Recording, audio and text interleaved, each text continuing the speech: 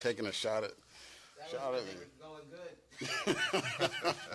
This counts as part of the timer. Chris, I've got a draft and develop question for you.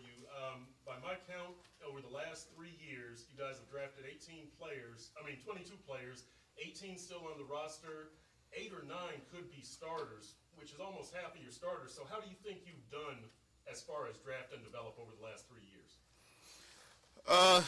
That's always an interesting question. I would say we feel good about the players we've added to the roster. Obviously the first year here with Mike, Adam, and I together, we had a great run and went to the playoffs. It was a good season for us. Last year was a disappointment, and again, we are what we are. Mike and I have been, that was a saying from one of our mentors, and so for us, very happy with the guys. They all need to get better. We need to get better. So, 6 and 10 is not where we want to be. So I think at the end of the day, you're judged on the results. But we're happy. We have some good players, but we just need to get back to where we were 2 years ago.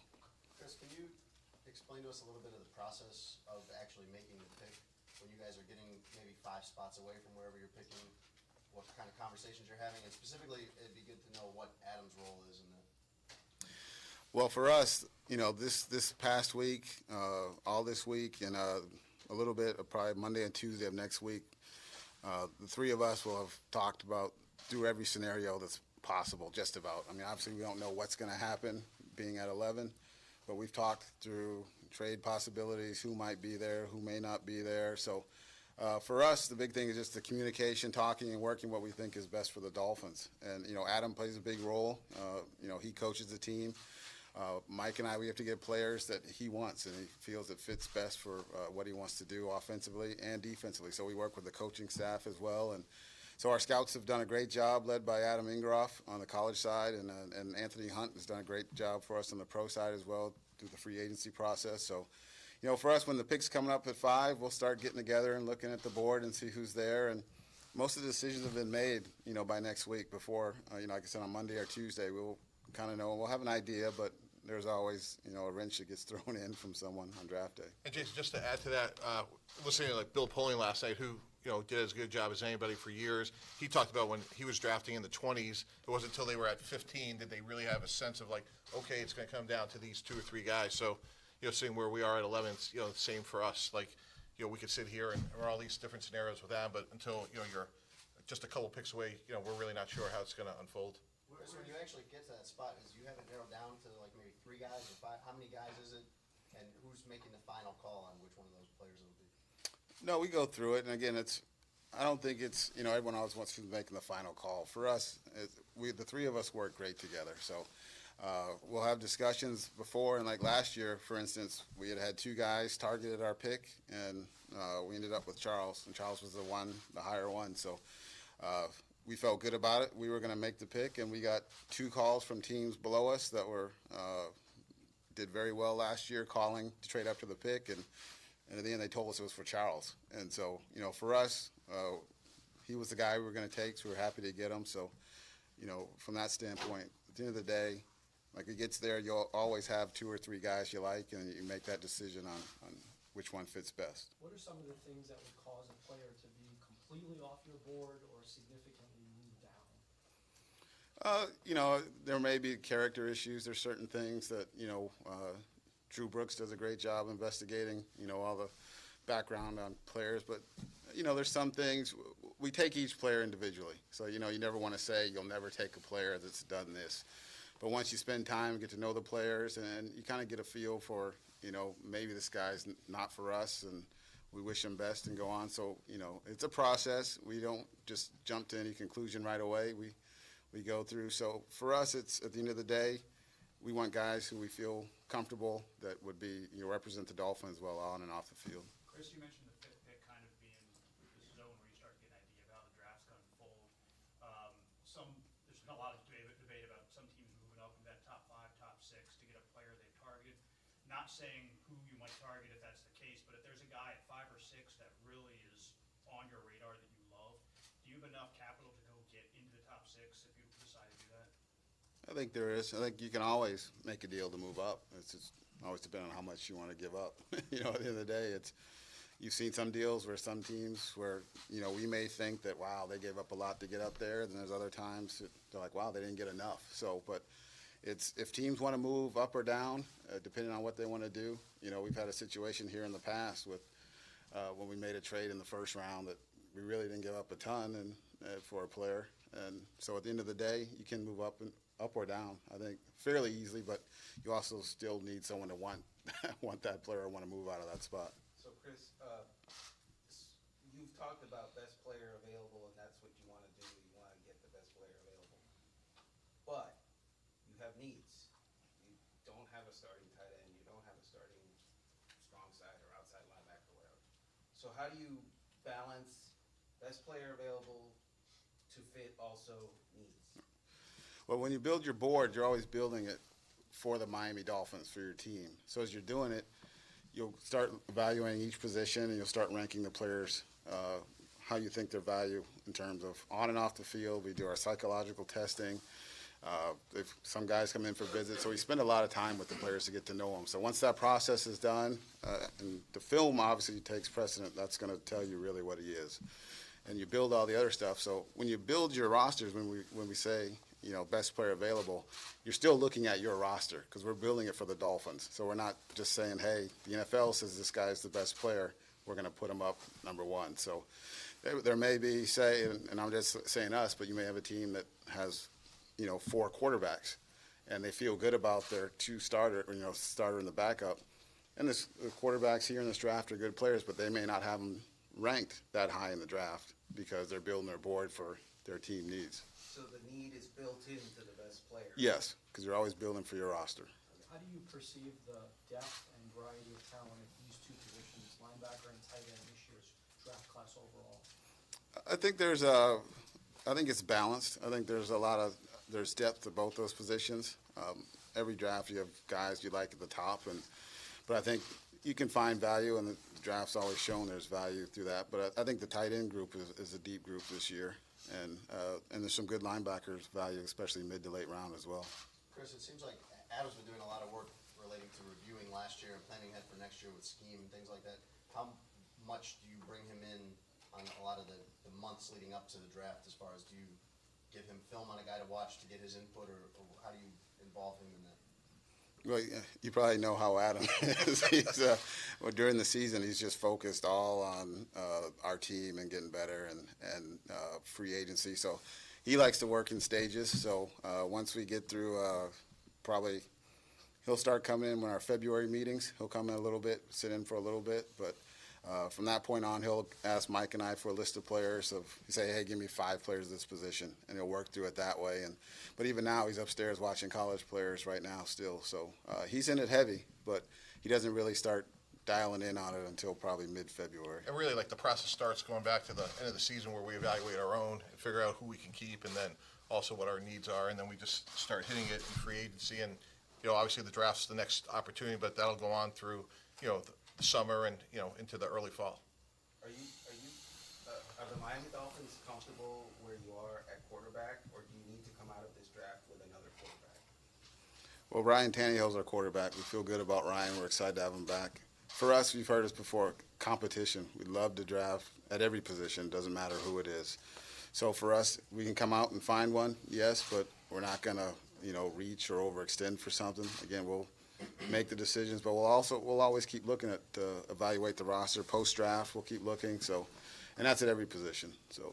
And adding those 2 guys gives us, you know, flexibility. So, you know, Adam's coached both Fales and Osweiler before, so, you know, his comfort with that, you know, was one of the reasons they're here. But it's good to have depth at any position going into the draft, especially quarterback, and then, you know, we'll see how things go.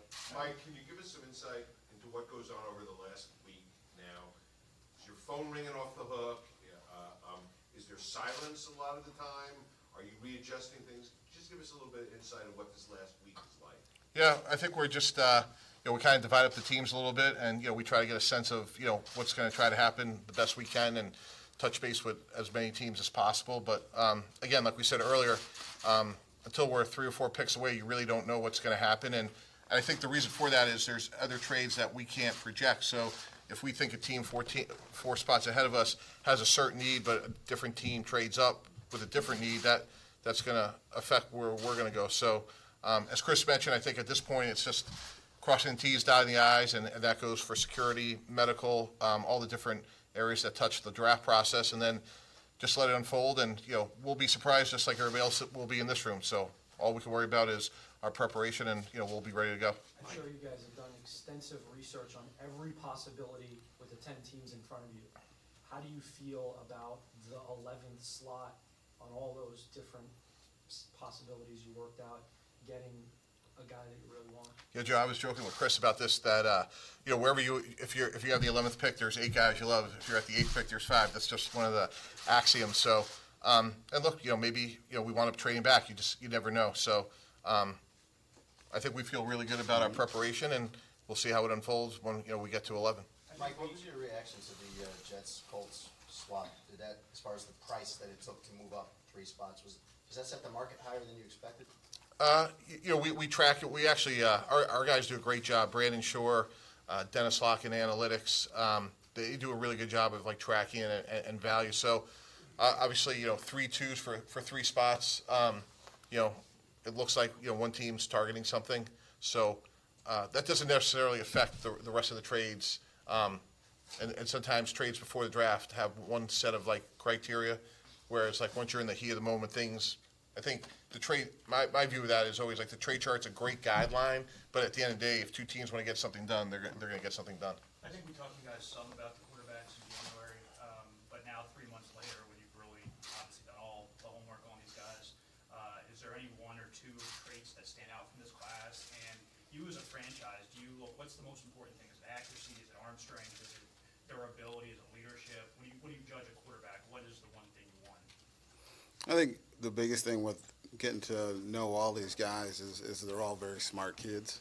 So they all have personality, and they've all been successful, and so I think they all have a chance to be good players in the league. So that's what we've been fortunate to spend a lot of time with each of them.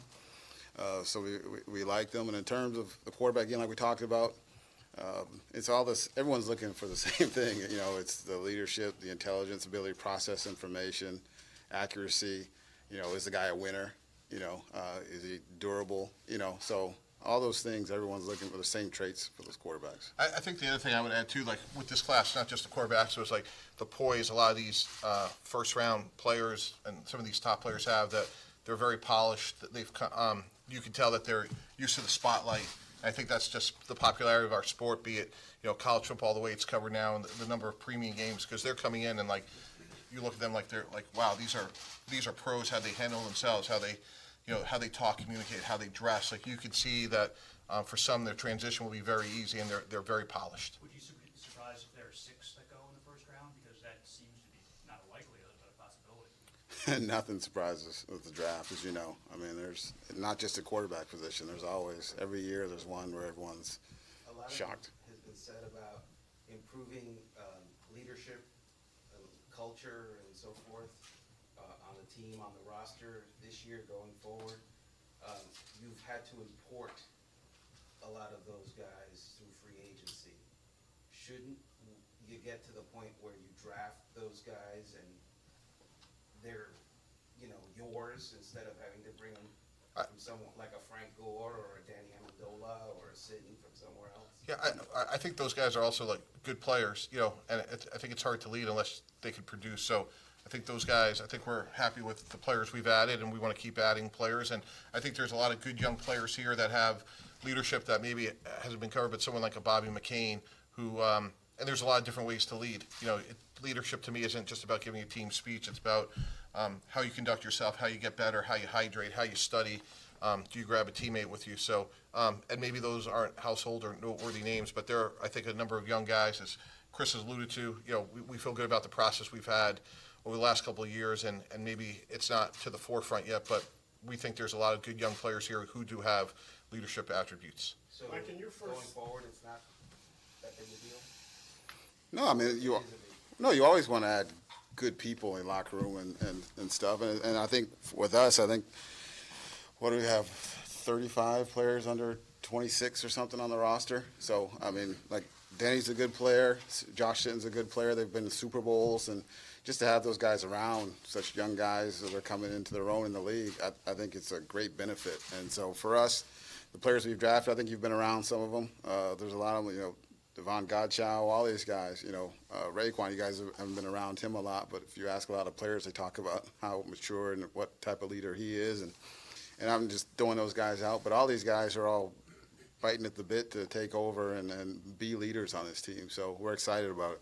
Mike, in your first 3 rounds, would you say that you need 2 starters? Could you take, you know, a starter, a major contributor, and a guy to develop? How would you break down your first 3 rounds? Sure. Yeah, I think you always have to stay away a little bit from like the star label because, you know, guys could play a lot and not necessarily start, especially on defense, depending on, you know, which packages we use. But certainly, you know, our hope and expectation is, you know, some of these players are going to come in and contribute right away. And Coach Gase will obviously determine their play time. But especially early in draft, and as Chris alluded to, like having Adam as, you know, part of the process as intimately as he is, you want to have a vision so early on these guys can contribute. And, you know, hopefully like in previous years, you know, the first few picks will play, you know, a significant amount, you know, come the fall. Michael, your reputation as one of the more active traders in the NFL, even going back to your days with the Jets. What goes into your mind and the thought process, especially on draft day, when you're proposing or fielding those trade calls?